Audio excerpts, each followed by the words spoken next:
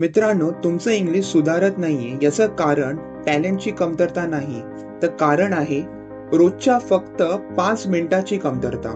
हो, फक्त 5 मिनिट. तुम्हाला रोज 1 तास देण्याची गरज नाही. मोटिवेशन, कॉन्फिडन्सची सुद्धा गरज नाही. तुम्हाला फक्त 5 मिनिटाची गरज आहे. हो, रोज फक्त 5 मिनिट. जरा विचार करा. तुम्ही मोबाईल वारंवार पाहता, सोशल मीडियावर स्क्रोल करत वेळ कसा जातो ते कळत नाही. छोटे छोटे व्हिडिओ तासन तास पाहता.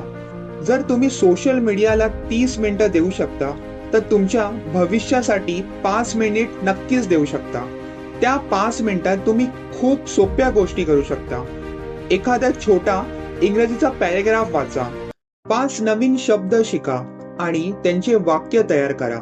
एखादी परिस्थिती मोठ्याने बोला, जसं की जेवण ऑर्डर करणं किंवा स्वतःची ओळख करून देणं. एखादा छोटा इंग्रजी संवाद किंवा ऑडिओ ऐका.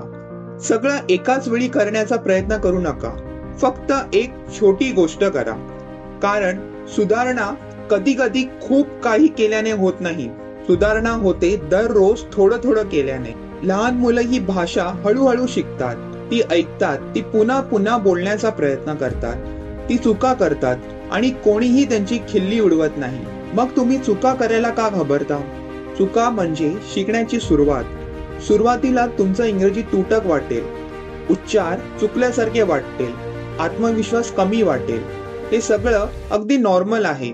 पण जर तुम्ही सातत्याने प्रॅक्टिस केली, आज 5 मिनिट, उद्या 5 मिनिट, दररोज 5 मिनिट, तर एक दिवस तुम्हाला एक छान गोष्ट जाणवेल. तुम्ही ट्रान्सलेशन न करता इंग्लिश समजू लागाल.